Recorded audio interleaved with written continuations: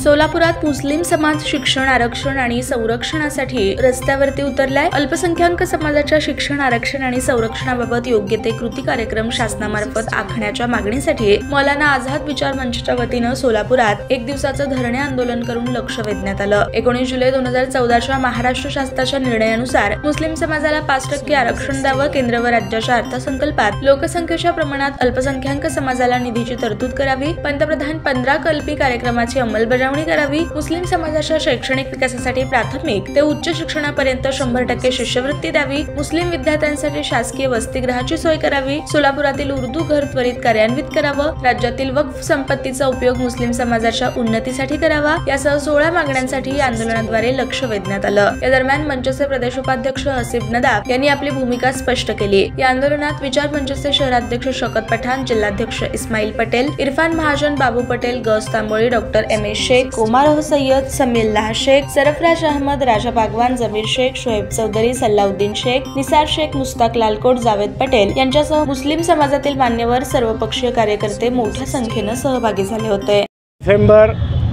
आंतरराष्ट्रीय पातळीवर अल्पसंख्याक दिवस साजरा करण्यात येतो। खऱ्या अर्थानं जगाने आज अल्पसंख्याकांच्या हक्क आणि अधिकाराची संहिता स्वीकारलेली आहे, पण दुर्दैवाने आपल्या देशामध्ये आणि महाराष्ट्रात अल्पसंख्याकांना घटनात्मक अधिकारापासून वंचित ठेवण्याचं कारस्थान सुरू आहे। मुस्लिम समाजाच्या मोठ्या प्रमाणामध्ये मॉब लिंचिंग होताना दिसत आहेत। शिक्षणाचे प्रश्न आहेत, आरक्षणाचे प्रश्न आहेत। या अगोदर गोपालसिंग आयोग असेल, सच्चर समिती असेल, रंगनाथ मिश्रा कमिशन असेल, डॉक्टर महमूदुर रहमान अभ्यास गट असेल, या सगळ्या अभ्यास गटाने मुस्लिम समाजाची आर्थिक स्थिती, सामाजिक स्थिती ही या देशामधल्या मागासवर्गीय समाजाहीपेक्षाही अत्यंत खालावलेली असल्याचं ऐरणीवर आणलेलं आहे। अशा परिस्थितीमध्ये गेल्या 10-20 वर्षाच्या काळामध्ये मुस्लिम समाजाचे खास करून शिक्षणाचे हक्क आणि अधिकार हिरावून घेण्याचं काम चालू आहे। 19 जुलै 2014 रोजी मराठा समाजाच्या सोबतच मुस्लिम समाजाला सुद्धा 5% आरक्षण देण्यात आलं, पण मराठा समाजाला आरक्षण देण्यासाठी मोठ्या प्रमाणावर आयोग, समित्या नेमले जात आहेत। आम्ही त्याचे स्वागत करतो आहे। मराठा समाजाला आरक्षण मिळालंच पाहिजे अशी मुस्लिम समाजाची भूमिका आहे, पण त्याचबरोबर अत्यंत मागास असलेल्या मुस्लिम समाजाचा काय हा खरा प्रश्न आहे। हा भेदभाव, संविधानात्मक भेदभाव, संविधानाच्या विरोधामध्ये हे शासन वागत आहे। हे शासनाला वटणीवर आणण्याच्या दृष्टिकोनातून आणि आमच्या मागण्या शासनापर्यंत पोहोचवण्याच्या उद्देशातून आज 18 डिसेंबर राज्याच्या पातळीवर मौलाना आझाद विचार मंचच्या माध्यमातून आम्ही हा धरणे आंदोलन सुरू केलेलं आहे।